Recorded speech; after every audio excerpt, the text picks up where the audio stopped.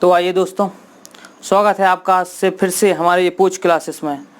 माफ़ी चाहेंगे, बहुत दिनों बाद आपसे मिल रहे हैं। कम से कम 10 से 15 दिन का लंबा गैप ले लिया है, रक्षाबंधन मना लिया है। सब कुछ करने के बाद अब हम फिर से अपनी मैथ की ही दुनिया में वापस लौट रहे हैं।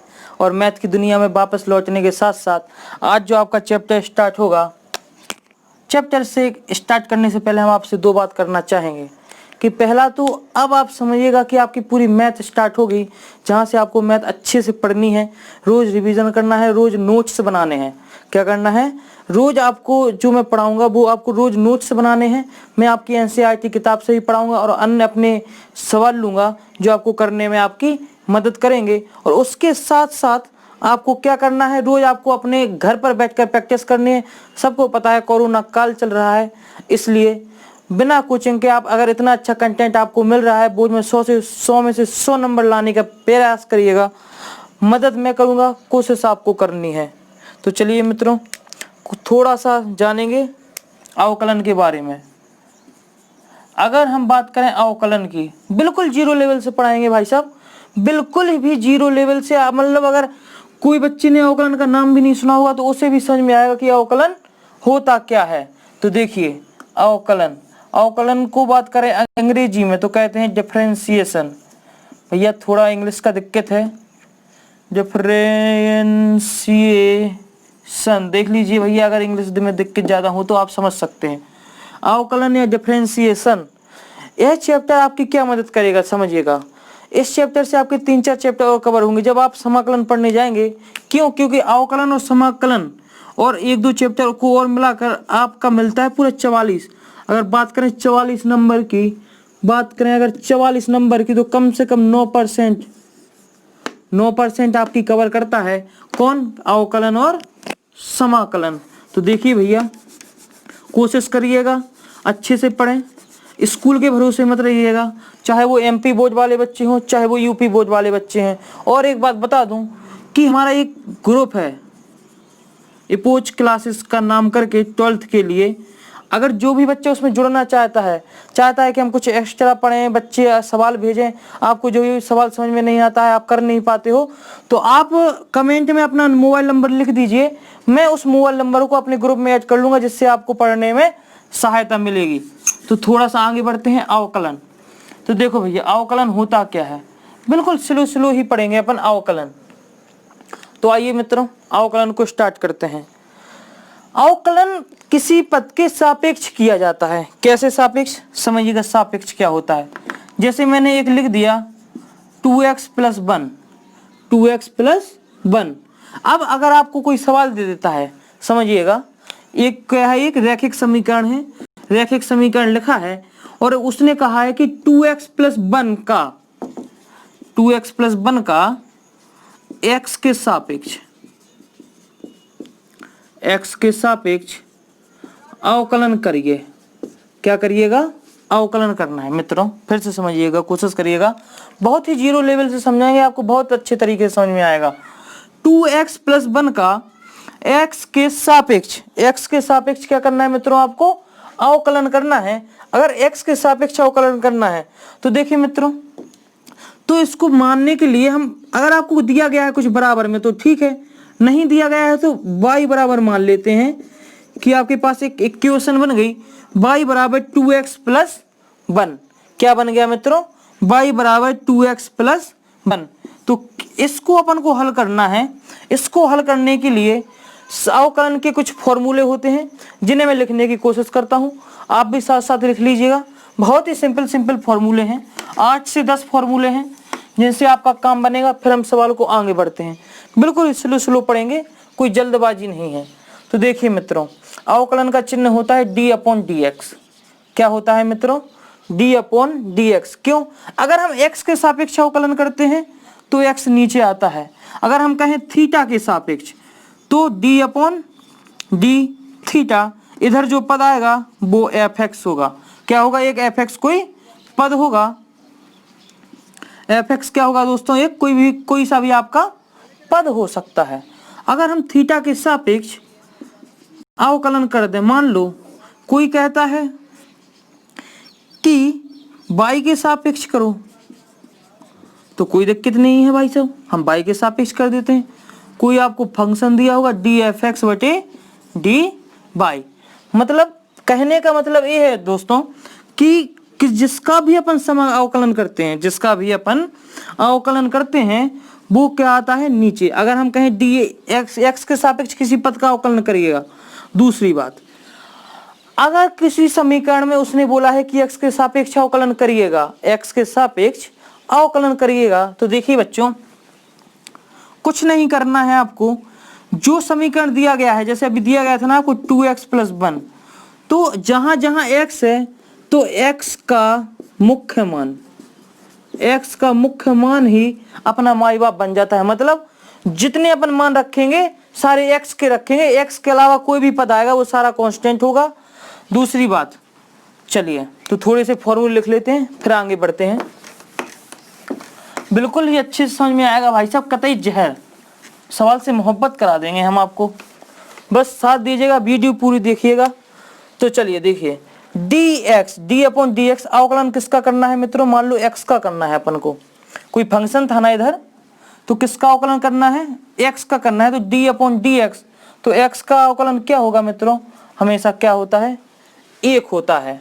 वैसे अगर हम बात करें d/dx, एक और इधर से फॉर्मूला बनता है x की पावर n का, तो इसका फॉर्मूला होता है n आगे आ जाता है और x की पावर n-1, जहां n एक पूर्ण संख्या है। क्या है मित्रों? n एक पूर्ण संख्या है। अगर n एक पूर्ण संख्या है तो आगे बढ़ते हैं। d/dx कोई अचर पद है, अकेला ही अचर पद रह गया। क्या अचर पद समझते हैं?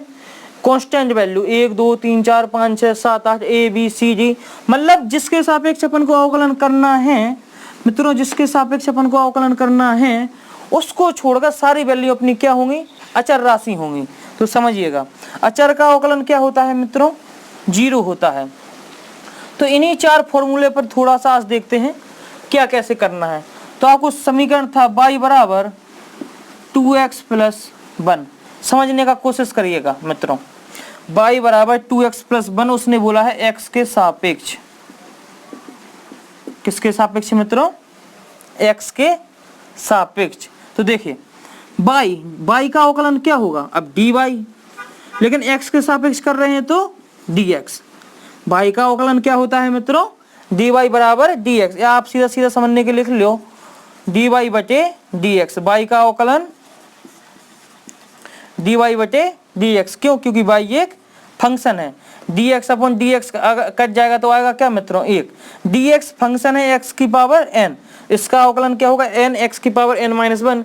वैसे y था कोई फंक्शन, तो y का x के सापेक्ष अवकलन हुआ, तो y तो y रह गया, लेकिन नीचे क्या आ गया? dx।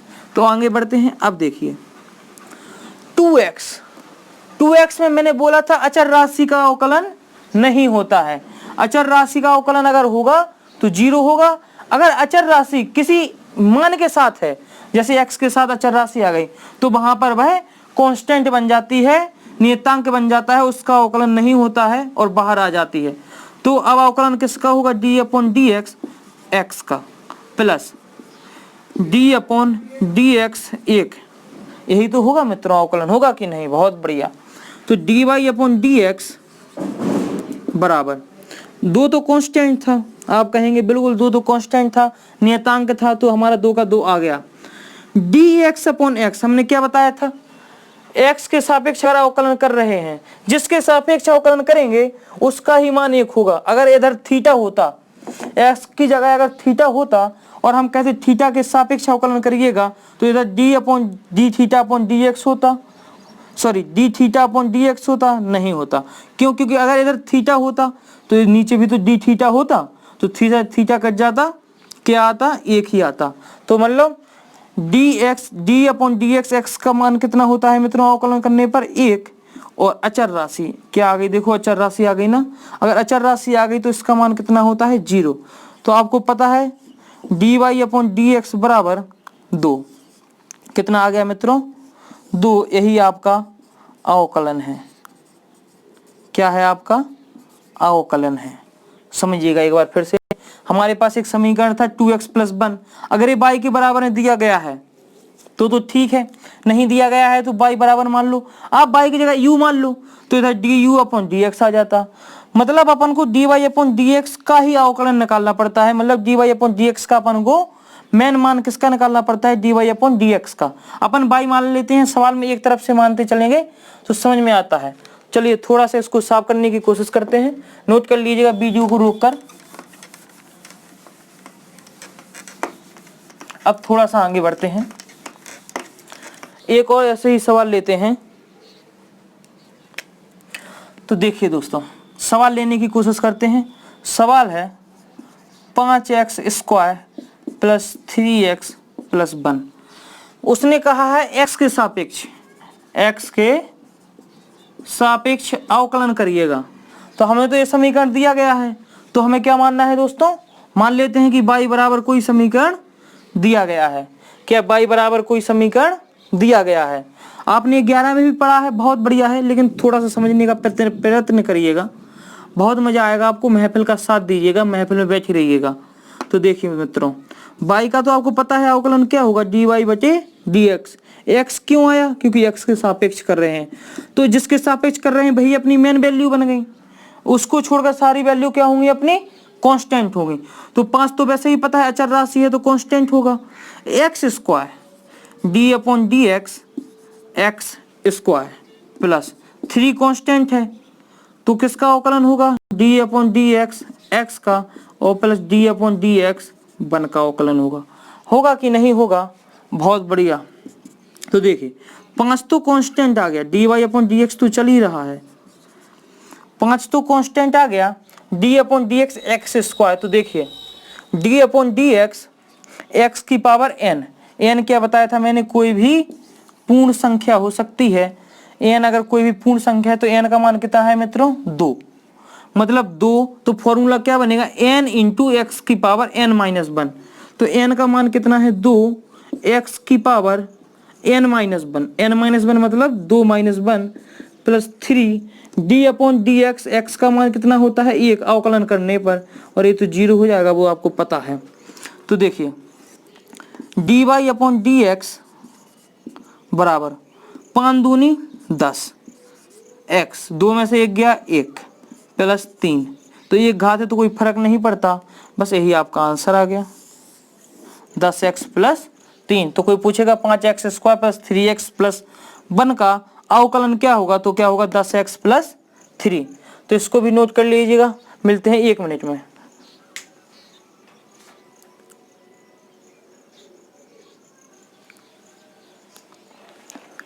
तो आपने पढ़ा अभी मित्रों, क्या पढ़ा वो मैं आपको बताने की कोशिश करता हूँ।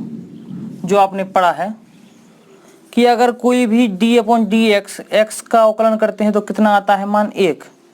अगर कोई कहे d/dx x⁴n का फॉर्मूला क्या होता है, तो n × x⁴n-1, जहाँ n क्या होती थी, एक पूर्ण संख्या होती थी। ऐसी अगर बात करें d/dx कोई अचर राशि है, तो उसका अवकलन कितना होगा मित्रों, 0 होगा। तो आपने आज ये 3 फॉर्मूले पढ़े हैं थोड़े थोड़े से, तो इन्हीं पर और सवाल देखते हैं अपन किस टाइप के सवाल बनते हैं। तो आइए, सवाल है a x⁵ 5/3 + b x⁴ 4/2 + 2c। क्या है मित्रों, 2c। तो देखिए सवाल कह रहा है कि x के सापेक्ष अवकलन करिएगा। इस समीकरण में हमें x के सापेक्ष अवकलन करना है। तो देखिएगा दोस्तों, बिल्कुल अच्छे तरीके से देखना, कोई जल्दबाजी की दिक्कत नहीं है। अगर आपने ये वीडियो देख ली तो आपके आगे के सवालों के लिए 1% दिक्कत नहीं पड़ेगी। आप आगे के सवाल, जब कठिन सवाल आएंगे, लॉन्ग क्वेश्चन आंसर आएंगे, तो आप उनमें ऐसे करोगे जैसे बिल्कुल हलवा हो भाई साहब। तो थोड़ा सा बस मदद करना, एक वीडियो रुकिएगा, अगले थोड़ा सा स्पीड आपको कम लग रहा होगा, आज थोड़ा सा आपको स्पीड कम लग रहा होगा, क्योंकि आज थोड़ा बेसिक है। जो बच्चों ने बिल्कुल नहीं पढ़ा है, जिसने 11 में मक्कारी की है, तो थोड़ा सा वो देख लें, उनको भी समझ में आ जाएगा। तो आइए, x के सापेक्ष अवकलन करना है, तो करते हैं भाई साहब अपना क्या, dy/dx क्या करना है दोस्तों, डी वाई बटे डी एक्स। क्यों, क्योंकि y का अवकलन क्या होगा, डी वाई बटे डी एक्स। एक्स कहाँ क्यों आया, क्यों, क्योंकि जिसके सापेक्ष अवकलन करते हैं वो नीचे आता है। तो ये तो कांस्टेंट है कि नहीं, x की पावर n, मतलब अवकलन किसका होगा, x की पावर 5/3 का, प्लस b कांस्टेंट है, तो अवकलन किसका होगा, आप कहोगे 4/2 का। 4/2 ना लिख लो भाई साहब, वो तो बहुत ही सरल हो गया, आप लिखो 3/2, 3/2 प्लस 2c। अब 2c तो आपको पता है, कुछ नहीं पता भाई साहब तो लिख लो 2c। चलिए, इतनी बात अगर आपको समझ में आती है तो डी वाई बटे डी एक्स समझिएगा, ये तो कांस्टेंट है तो ये तो बाहर है। x की पावर n, x की पावर n का फॉर्मूला क्या होता है मित्रों, n इंटू एक्स की पावर n-1, तो n 5/3, x की पावर 5/3 माइनस 1, n-1 यही तो होता है, प्लस b कांस्टेंट है, x की पावर n का इसमें भी लगेगा तो 3/2, n आगे आएगा, x की पावर n-1, कोई दिक्कत वाली बात है। और ये तो दो भी कांस्टेंट है भाई, ये क्यों, c कांस्टेंट क्यों है, क्यों, क्योंकि x के सापेक्ष अपन अवकलन कर रहे हैं, तो c क्या होगा, मैंने बताया था जिसके सापेक्ष अवकलन करते हैं उसको छोड़कर जितनी वैल्यू आती हैं सारी क्या होती हैं, अपनी कांस्टेंट होती हैं, नियतांक होती हैं। तो 2c तो वैसे भी 0 हो जाएगा, क्यों, क्योंकि दो भी कांस्टेंट है और c भी कांस्टेंट है, उसके साथ कोई राशि है ही नहीं जिसका अवकलन होगा तो अचर राशि का अवकलन होगा, वरना कोई राशि है ही नहीं। तो आंसर क्या आ गया उसका, तो 0 आ गया। तो थोड़ा सा समझने का प्रयत्न करिएगा।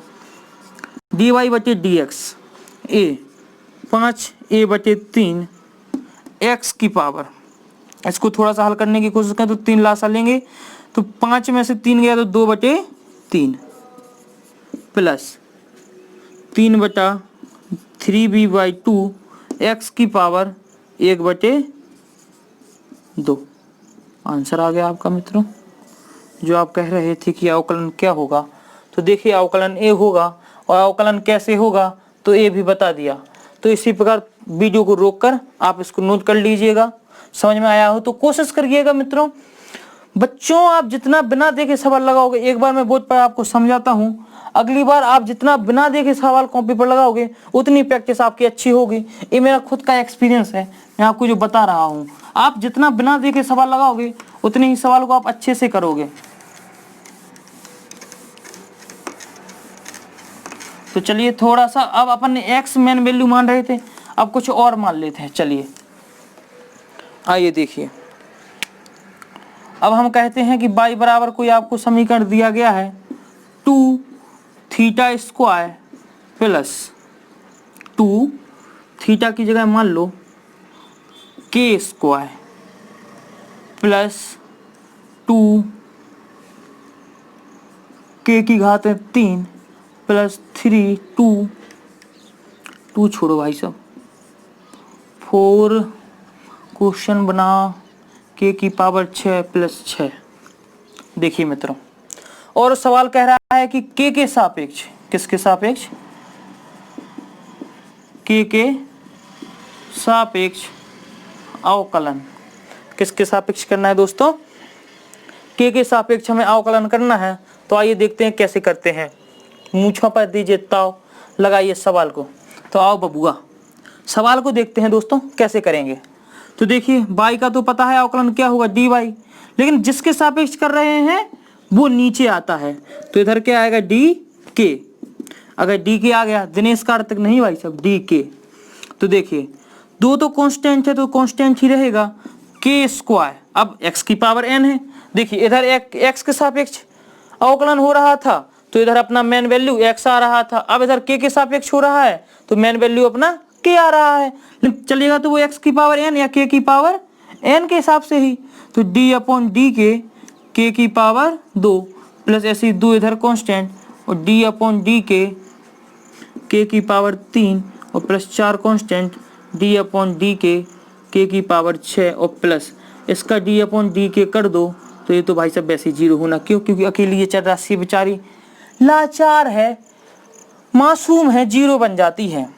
तो चलिए dy/dk बराबर दो कांस्टेंट है, k की पावर n का फॉर्मूला लगेगा, 2 बाहर आगे आएगा और k की पावर 2 माइनस 1 प्लस 2, इसका करेंगे तो 3 आगे आएगा और k की पावर 3 माइनस 1 प्लस x की पावर n का फॉर्मूला लगा है दोस्तों, इधर थोड़ा समझने का प्रयास करिएगा। 6k की पावर 6 माइनस 1 प्लस 0, बताने की जरूरत नहीं है, इतनी बात आपको समझ में आ गई होगी। तो चलिए dy/dy आखिरी आंसर की ओर चलते हैं। तो 2 दूनी 4, k की पावर 1, k की पावर 1 मतलब ही नहीं होता कुछ, k ही लिखेंगे।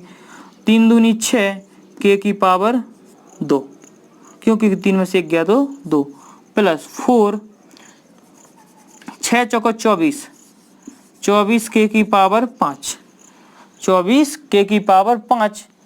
भाई साहब कॉमन लेना हो तो कॉमन ले लो, नहीं लेना तो आपका यही आंसर आ गया, जो कि बहुत ही सुंदर सुंदर सा लग रहा है। तो चलिए थोड़ा सा आगे बढ़ते हैं अगले सवाल पर।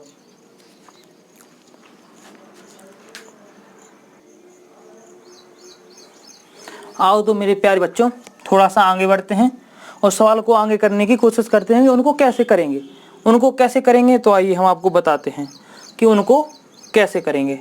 तो ये तो आपने 3 फॉर्मूले पर आधारित अभी तक सवाल पढ़े, और जब थोड़ा सा और आगे बढ़ेंगे तो अब आ गए अपन कहाँ पर, अब कहाँ पर आ गए अपन, त्रिकोणमितीय फलनों पर। त्रिकोणमितीय फलनों के भी कुछ अवकलन होते हैं, उन पर आधारित अपन सवाल करेंगे और थोड़ा अच्छे सवाल करेंगे। तो देखिए बिल्कुल बेसिक ही बेसिक पढ़ाएंगे आज की वीडियो में, बिल्कुल ही आपका बेसिक होगा। आपको 1% ऐसा नहीं लगेगा कि सर ने एकदम ऊपर निकाल दिया, आप केवल समझिएगा, समझने का प्रयत्न करिएगा।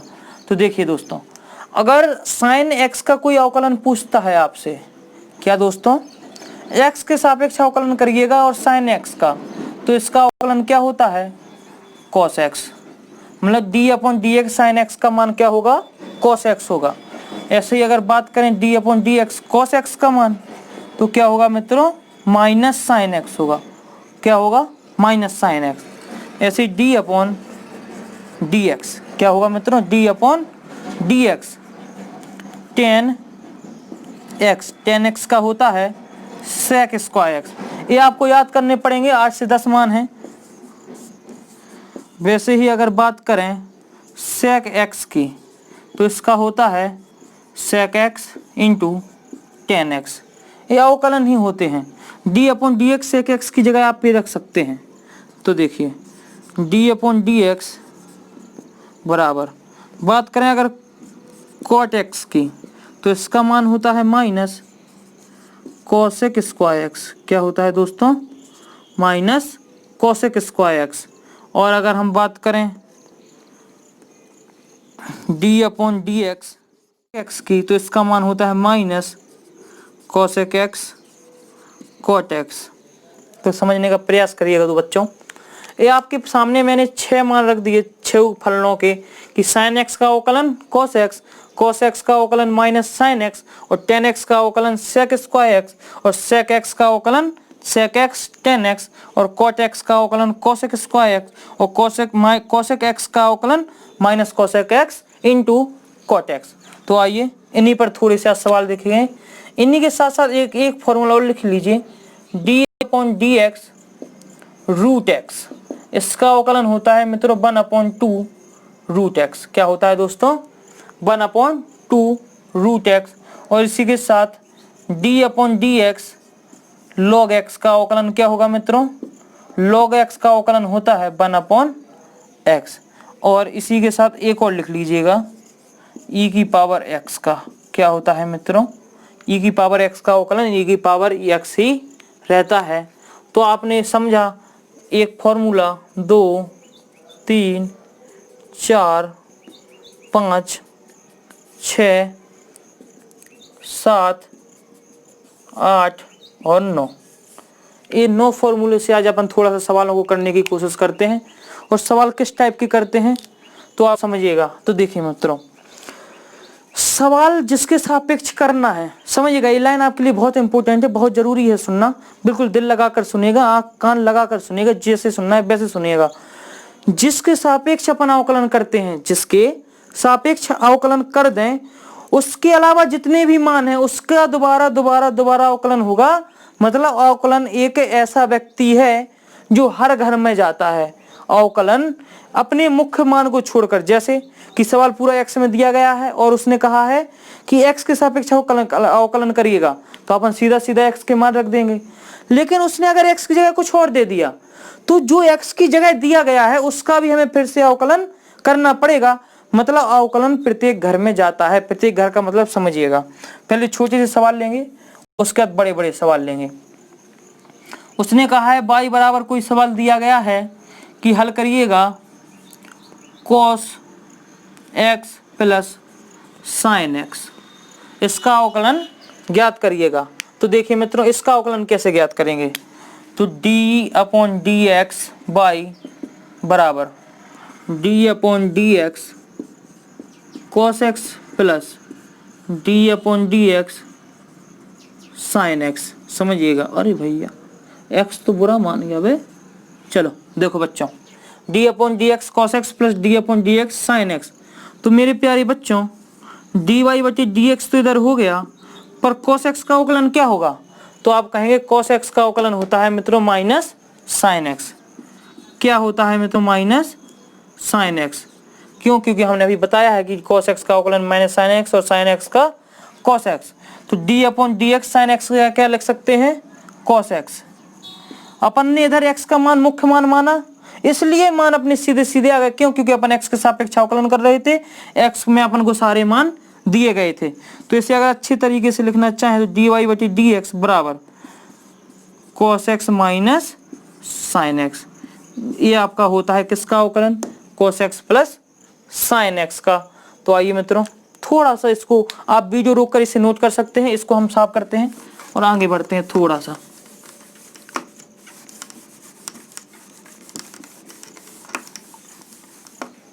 तो आइए देखिए, अब सवाल वो आपको कैसे देगा वो समझने का प्रयास करिएगा। सवाल को समझने का प्रयास करिएगा। y बराबर दिया है, मान लो आपको sin square x plus cos square x। क्या दिया गया है दोस्तों, sin square x plus cos square x का अवकलन करिएगा। तो समझिएगा कैसे करना है। तो देखिए मित्रों, अब आपको पता है sin x का अवकलन होता है और cos x का अवकलन होता है, ना कि sin स्क्वायर x का और cos स्क्वायर x का। मेरी भाषा को फिर से समझने की कोशिश करिएगा कि sin स्क्वायर x का अवकलन नहीं होता है। अवकलन किसका होता है, केवल sin x का। तो आपको घात दिख जाए, जब भी कोई भी त्रिकोणमितीय फलन पर आपको घात दिख जाए, हमेशा कौन सा फॉर्मूला सोचना है आपको, x की पावर n का। किसका फॉर्मूला सोचना है मित्रों आपको, x की पावर n का। तो x की वैल्यू क्या होगी इधर, sin x। कैसे होगी वो हम आपको अभी बताते हैं। तो आप हमको ये जरा एक चीज बता दीजिए, बहुत अच्छा लगेगा आपको भी हमको भी। sin स्क्वायर x है, इसे हम ऐसा नहीं लिख सकते क्या, sin x का होल स्क्वायर। आप कहेंगे बिल्कुल लिख सकते हैं सर, कोई दिक्कत वाली बात ही नहीं है कि sin स्क्वायर x को आप sin x की स्क्वायर x, इन दोनों को एक, चाहे आप इसको ऐसे लिख लो चाहे इसको ऐसे लिख लो, बात बराबर रहती है। तो चलिए, अगर बात बराबर रहती है तो समझने का कोशिश करिएगा बच्चों। y बराबर sin x का होल स्क्वायर प्लस, ऐसे ही एक इसे लिख लो भैया, होल स्क्वायर। इतनी बात आपको समझ में आती है, बहुत बढ़िया। तो देखिए x की पावर n का इधर बन गया, x की पावर n का फॉर्मूला इधर बन गया। देखिए तो क्या होगा वो समझने पे आप सीधा सीधा कह सकते हैं कि बेबड़े ऐसा मत करना कि sin square x plus cos square का मान 1 होता है, 1 का अवकलन कर दो तो 0। ये मूर्खता वाली है सवाल है, समझिएगा। वैसे सही है लेकिन नहीं करना, अभी अपन को जैसे सीखना है वैसे सीखेंगे। तो समझने का कोशिश करिएगा। sin x, तो देखिए मित्रों sin x को 1 मिनट के लिए अपन क्या मान लेते हैं, t मान लो। क्या मान लेते हैं दोस्तों, t मान लो। तो y बराबर t की पावर 2 प्लस t की पावर 2। अब सवाल अपना किस में बन गया, t में। तो इसका कर दो t के सापेक्ष अवकलन। तो dy बटे क्या करना है, dy बटे dx ही आना है, लेकिन अभी dt आएगा तो उसको लिखने की जरूरत है नहीं। t स्क्वायर, तो 2t की पावर 2 माइनस 1 प्लस 2t की पावर 2 माइनस 1, मतलब 2t प्लस 2t। 2t जोड़ जोड़ कर बनाएंगे 2t और 2t। अब ऐसा मत करना कुत्तों कि 2t प्लस 2t करके आप क्या कर दो, तो देखिए बच्चों, प्यार वाला पप्पी भैया, 2t + 2t। तो देखिए दोस्तों, अब आप अगर इधर टी लिख देंगे तो सवाल को गंदा कर देंगे। 4t बन गया। अब इधर पता नहीं चला sin x किसको माना था और cos x किसको माना था। तो देखिए इस सवाल को कैसे करते हैं, अब गौर से समझिएगा। ये थी आपकी गलतफहमी जो हमने दूर कर दी। अब इस गलतफहमी को दूर करके अब सवाल पर अपन चलेंगे। तो देखिए x के सापेक्ष अवकलन करेंगे तो सीधा सीधा सोचना है आपको कि dy/dx बराबर x की पावर n। 1 मिनट के लिए इसको कुछ भी मान लो। क्या मान लो आप? इसको एक पूरे को x मान लो, इसको अकेले को x नहीं, पूरे को x मान लो। तो x की पावर n का फॉर्मूला लगेगा 2। x का मान अपन ने क्या माना था? sin x 2 - 1। ऐसे ही इसे पूरे पद को एक पूरा कोई भी पद मान लो और 2 cos 2 - 1 होगा कि नहीं होगा? बिल्कुल होगा। तो देखिए मित्रों, ये तो केवल किसका था, समझने की कोशिश करिएगा। 2 cos 2 - 1, तो dy/dx 2 sin x। अभी केवल आपने x की पावर n का किया था, sin का अवकलन नहीं किया अभी आपने। इतना गौर समझिएगा। 2 cos x। अब जरा गौर करिएगा कि आपने केवल x की पावर n का किया है, x की पावर n का किया है। अभी आपको sin x और cos x का करना बाकी है। तो 2 sin x तो पहले से था ही, अब sin x का अवकलन होगा तो क्या आएगा? cos x आएगा। और इसी प्रकार 2 cos x तो पहले से था ही, लेकिन cos x का अवकलन होगा तो माइनस sin x आएगा मेरे प्यारे बच्चों। तो 2 sin x cos x और -2 sin x cos x cut जाएंगे। आंसर क्या आएगा आपका? 0। इधर भी 0 आया था, इधर भी ऐसे 0 आ गया। तो कोई उसमें बात नहीं है। आगे बढ़ते हैं, आपको एक एक दो दो सवाल समझ में आएंगे कैसे करते हैं। तो आइए मित्रों थोड़ा सा आगे बढ़ते हैं 1 मिनट के बाद।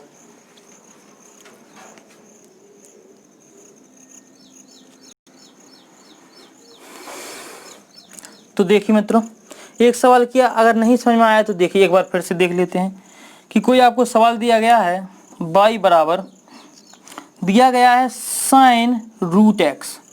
क्या दिया गया है मित्रों? sin √x। क्या दिया गया है दोस्तों? आप कहेंगे y बराबर sin √x और उसने बोला है कि x के सापेक्ष अवकलन करो। तो इसमें तो कोई दिक्कत है नहीं, तो dy/dx कर देंगे। इतना तो करना समझ में आता है आपको। sin x क्या होगा मित्रों? sin x। आप इस √x को भूल जाओ, √x को भूल जाओ। क्यों? क्योंकि आपको पता है, आपको अवकलन किसका पता है? sin x का पता है, ना कि sin √x का। तो 1 मिनट के लिए √x को भूल जाओ, और √x को अगर भूल जाओ इसकी जगह आप कुछ भी मान लो। मान लो अकेला x ही था, तो sin x का अवकलन क्या कर दोगे आप? √cos x। क्यों? क्योंकि sin x का अवकलन क्या होता है? cos x। लेकिन x की जगह क्या था? √x, तो रख देंगे। लेकिन हमने बोला था कि अवकलन प्रत्येक घर जाता है, बिना घर जाए वो मानता नहीं है, पंडित जैसे। तो देखिए sin √x तो cos √x। अब देखिए अपने sin √x का तो कर दिया, मतलब sin x का तो कर दिया, लेकिन √x तो बचा भी, तो √x का करना पड़ेगा। तो √x का अवकलन क्या होता है मित्रों? 1/2 √x। अब ये मत करना कि इस रूट से ये रूट कट जाएगा, नालायकों वाली बात होती है। तो 1/2 √x और cos √x। तो इसी प्रकार एक सवाल और समझिएगा आप, बहुत ही अच्छे से समझ में आएगा। सवाल है 10 रूट के अंदर x² + 1। अब थोड़ा सा और कॉम्प्लिकेटेड सवाल है, तो ये नोट करिएगा। इसको मैं थोड़ा सा साफ कर देता हूँ, इस सवाल को थोड़ा सा ऊपर लिखता हूँ और आपको समझ में आएगा कि ये सवाल कह क्या रहा है। चलिएगा समझने की कोशिश करिएगा। y बराबर दिया गया है आपको 10 √x² + 1 रूट के अंदर, मतलब जो x का मान है वो क्या है? √x² + 1। तो देखिए मित्रों, और कह रहा है कि x के सापेक्ष अवकलन करो, तो dy/dx। इतना तो आपको पता है, करना है। 10 रूट के अंदर x² + 1 है, तो हमने क्या बताया कि आपको 10x का अवकलन पता है, ना कि 10 √x² + 1 का। तो इसको 1 मिनट के लिए भूल जाओ। इधर क्या मान लो? x है, इधर क्या है? x है। ये पूरा पद क्या है? x है। क्या है मित्रों? पूरा पद x है। तो देखिए 10x का अवकलन क्या होगा? आपको पता है 10x का अवकलन होता है sec square x। sec square x, x का मान क्या है? रूट के अंदर x स्क्वायर प्लस 1। तो ये तो हुआ केवल अभी 10x का। अब जो रूट है x स्क्वायर प्लस 1 है, अगर इधर 10x होता तो सीधा सीधा लिख देते sec स्क्वायर x, पर इधर रूट है x स्क्वायर प्लस 1 आ गया। तो अब पहले तो रूट है, तो पहले रूट का करेंगे। रूट का क्या होता है? 1/2 रूट x। तो x का मान क्या है? x square plus 1। और देखिए जिसका अपन एक्स्ट्रा अवकलन करते जाते हैं उनका सीधा सीधा अपन आगे गुणा कराते जाते हैं, ना तो प्लस में लिखते हैं ना माइनस में। मतलब अगर प्लस आ रहा है उस चिन्ह में तो लगाते हैं, नहीं तो नहीं लगाते हैं। sec स्क्वायर x गुणा, अब रूट x का किया तो 1/2 रूट x। अब देखिए रूट x अपन ने इस पूरे को x माना था, पहले इसको पूरे को x माना था तो इसको भी निपटा दिया। पहले इसको निपटाया फिर इसको निपटाया, अब x स्क्वायर प्लस 1 को, अब x स्क्वायर प्लस 1 को भी तो निपटाना पड़ेगा। तो फिर से गुणा लगाया और x स्क्वायर प्लस 1 का आप करके देख लो। ये तो बहुत ही सिंपल है। x की पावर n का लगेगा तो 2x, 2 - 1 तो 2x प्लस 1, तो 1 तो होगा 0, तो आएगा क्या अवकलन? केवल 2x। क्या आएगा मित्रों? अवकलन केवल 2x। तो समझने का प्रयास करिएगा कि आपका आंसर क्या आएगा? dy/dx। तो ये 2 से तो ये 2 कट जाएगा और आगे क्या बचेगा? x/रूट x स्क्वायर प्लस 1 और sec स्क्वायर रूट के अंदर x स्क्वायर प्लस 1। ये क्या हो गया आपका? ये आंसर हो गया। नोट कर लीजिएगा। मिलते हैं 5 सेकंड के बाद।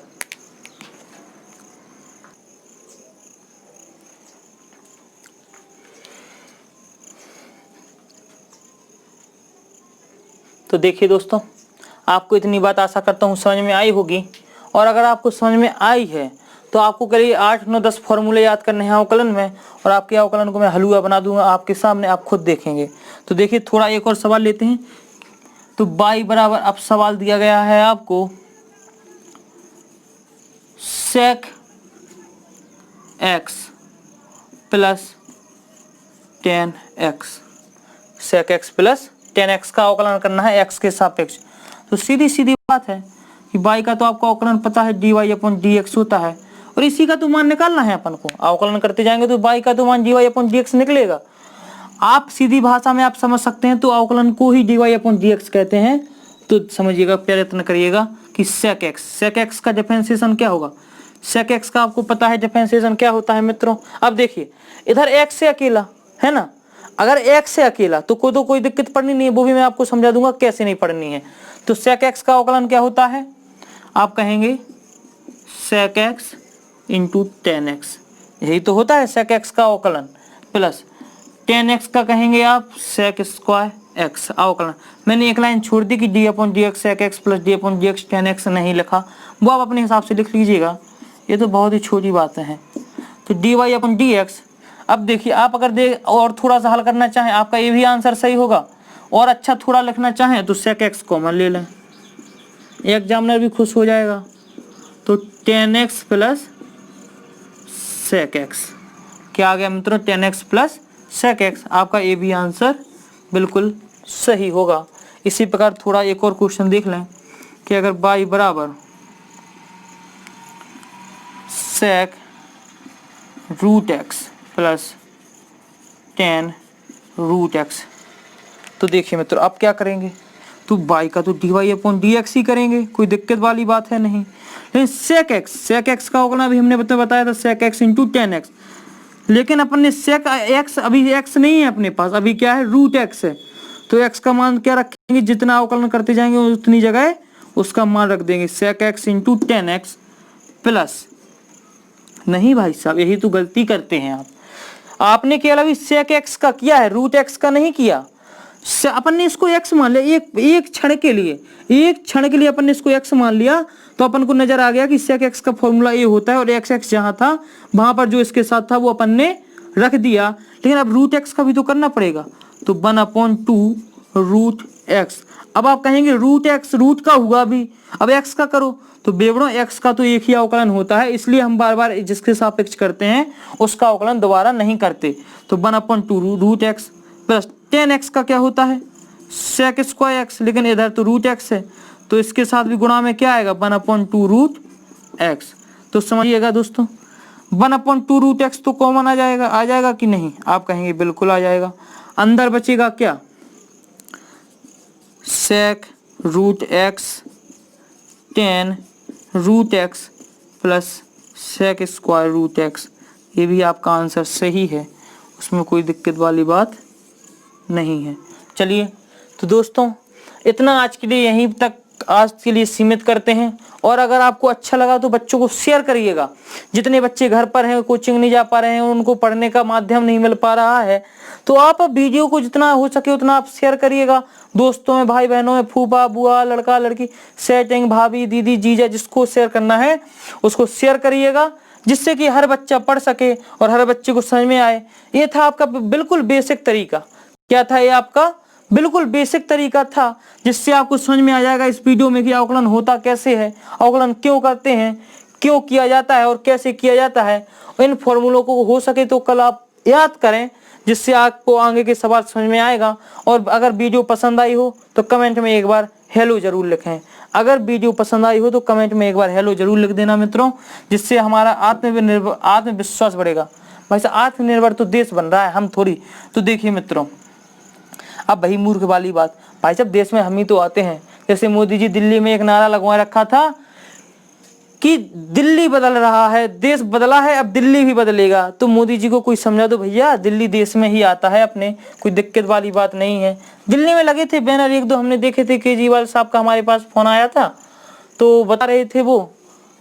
तो आज के लिए देखो मित्रों सीमित करते हैं। आपको आशा करता हूँ आप पूरी वीडियो देखिएगा, 0 से लेकर पूरा जितना टाइम की वीडियो है आप पूरा देखिएगा, आपको समझ में आएगा। चलिए तो मिलते हैं कल, टाटा बाय बाय।